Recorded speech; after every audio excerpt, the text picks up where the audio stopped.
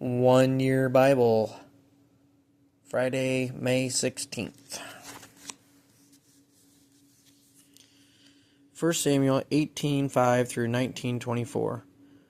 Whatever Saul asked David to do, David did it successfully.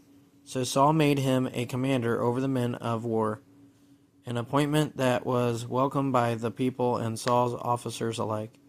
When victorious Israelite army was returning home after David had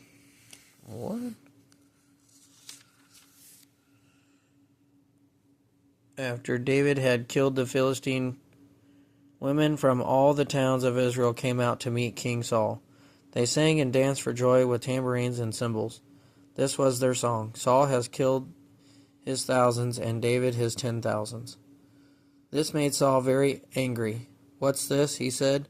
They credit David with 10,000 and me with only thousands. Next they'll be making him their king. So from that time on, Saul kept a jealous eye on David. The very next day, a tormenting spirit from God overwhelmed Saul, and he began to rave in his house like a madman. David was playing the harp, as he did each day, but Saul had a spear in his hand, and he suddenly hurled it at David, intending to pin him to the wall, but David escaped him twice. Saul was then afraid of David, for the Lord was with David and had turned away from Saul. Finally, Saul sent him away and appointed him commander over 1,000 men, and David faithfully led his troops into battle. David continued to succeed in everything he did, for the Lord was with him.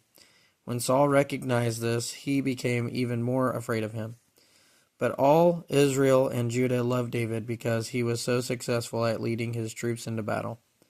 One day, Saul said to David, I am ready to give you my older daughter, Merab, as your wife. But first, you must prove yourself to be a real warrior by fighting the Lord's battles. For Saul thought, I'll send him out against the Philistines and let them kill him, rather than doing it myself. Who am I, and what is my family in Israel, that I should be the king's son-in-law? David exclaimed. My father's family is nothing. So, when the time came for Saul to give his daughter, Merab, in marriage to David, he gave her instead to Adriel, a man from Meholah.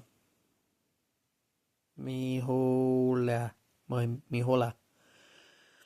the meantime, Saul's daughter, Michal, had fallen in love with David, and Saul was delighted when he heard about it. Here's another chance to see him killed by the Philistines. Saul said to himself, but to David he said, Today you have a second chance to become my son-in-law. Then Saul told his men to say to David, the king really likes you, and so do we. Why don't you accept the king's offer and become his son-in-law? When Saul's men said these things to David, he replied, How can a poor man from a humble family afford the bride price for the daughter of a king? When Saul's men reported this back to the king, he told them, Tell David that all I want from the bride price is 100 Philistine foreskins. Vengeance on my enemies is all I really want. But what Saul had in mind was that David would be killed in the fight. David was delighted to accept the offer. Before the time limit expired, he and his men went out and killed 200 Philistines. Then David fulfilled the king's requirement by presenting all their foreskins to him. Gross. So Saul gave his daughter Michal to David to be his wife. When Saul realized that the Lord was with David and how much his daughter Michal loved him, Saul became even more afraid of him, and he remained David's enemy for the rest of his life. Every time the commanders of the Philistines attacked, David was more successful against them than all the rest of Saul's officers, so David's name became very famous. Saul now urged his servants and his son Jonathan to assassinate David. But Jonathan, because of his strong affection for David, told him what his father was planning. "Tomorrow morning," he warned him, "you must find a hiding place out in the fields. I'll ask my father to go out there with me, and I'll talk to him about you. Then I'll tell you everything I can find out." The next morning Jonathan spoke with his father about David, saying many good things about him. "The king must not sin against his servant David," Jonathan said. "He's never done anything to harm you. He has always helped you in any way he could. Have you forgotten about the time he risked his life to kill the Philistine giant, and how the Lord brought a great victory to all Israel as a result? You were certainly happy about it then. Why should you murder an innocent man like David? There is no reason for it at all." So Saul listened to Jonathan and vowed, "As surely as the Lord lives, David will not be killed." Afterward, Jonathan called David and told him what had happened. Then he brought David to Saul, and David served in the court as before. War broke out again after that, and David led his troops against the Philistines.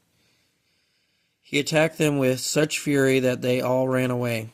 But one day when Saul was sitting at home with spear in hand, the tormenting spirit from the Lord suddenly came upon him again.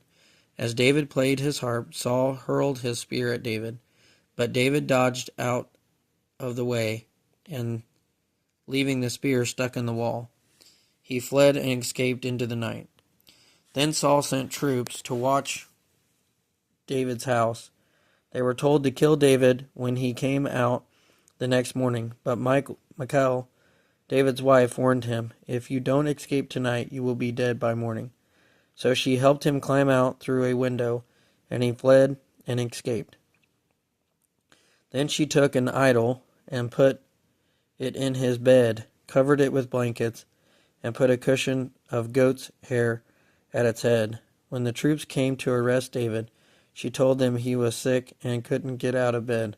But Saul sent the troops back to get David. He ordered, "Bring him to me in his bed so I can kill him." But when they came to carry David out, they discovered that it was only an idol in the bed with a cushion and goat's hair at its head. "Why have you betrayed me like this and let my enemy escape?" Saul demanded of Michal. "I had to," Michal replied. "He threatened to kill me if I didn't help him." So David escaped and went to Ramah to see Samuel, and he told him all that Saul had done to him. Then Samuel took David with him to live at Naioth. When the report reached Saul that David was at Naioth in Ramah, he sent troops to capture him. But when they arrived and saw Samuel leading a group of prophets who were prophesying, the Spirit of God came upon Saul's men, and they also began to prophesy. When Saul heard what had happened, he sent other troops, but they too prophesied. The same thing happened a third time. Finally Saul himself went to Ramah and arrived at the great well in Sek.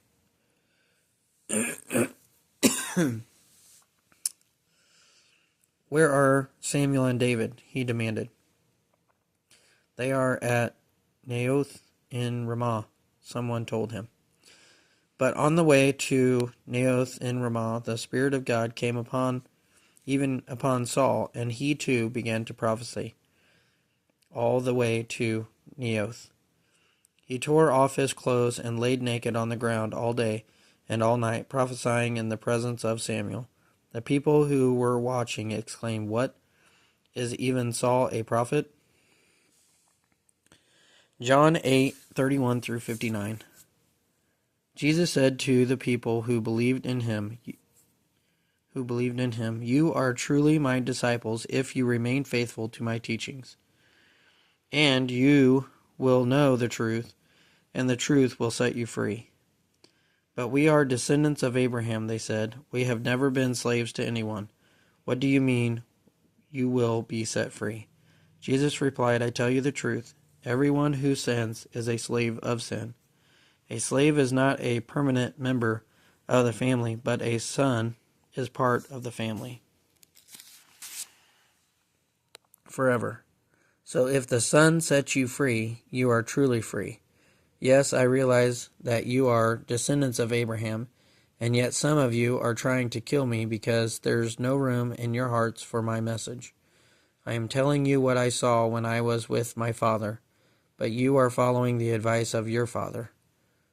Our father is Abraham, they declared. No, Jesus replied, for if you were really the children of Abraham, you wouldn't follow his example. Instead, you are trying to kill me.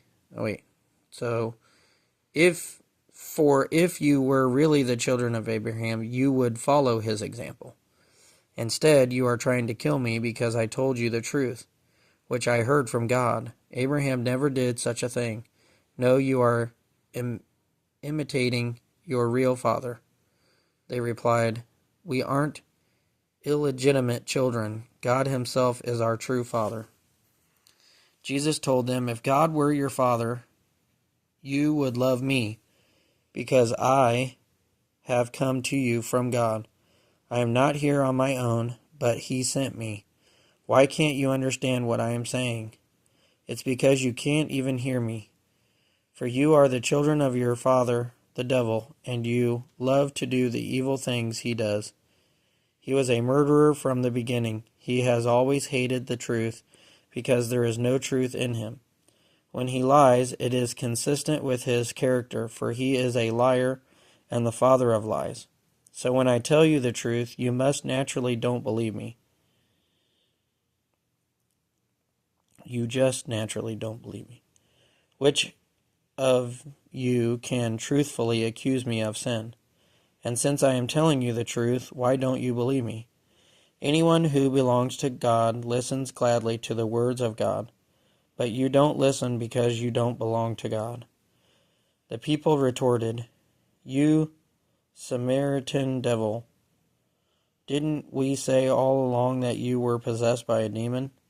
No, Jesus said, I have no demon in me, for I honor my Father and you dishonor me. And though I have no wish to glorify myself, God is going to glorify me. He is the true judge. I tell you the truth, anyone who obeys my teaching will never die.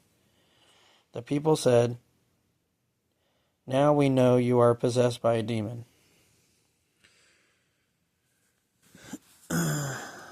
Even Abraham and the prophets died, but you say anyone who obeys my teaching will never die.